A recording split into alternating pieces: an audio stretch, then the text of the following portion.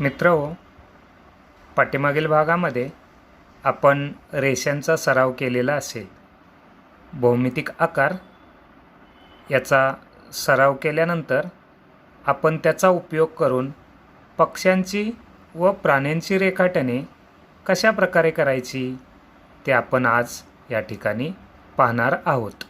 पक्ष्यांची रेखाटने करण्यासाठी आपण त्याचे पायाभूत आकार म्हणजे सर्कल, त्यानंतर ओव्हल याचा सराव करणे गरजेचे आहे. ते मी आता दाखवतो.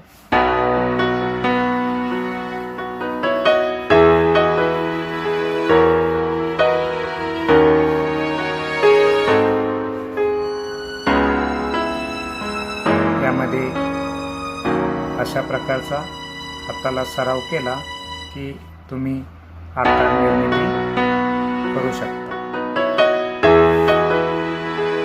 इंग्लिशमध्ये एस काढताना त्या एसचा उपयोग कशा प्रकारे करायचा हे आपण या ठिकाणी पाहूया. आता हाच आकार तुम्ही पक्ष्यांचे पंखांसाठी वापरू शकता.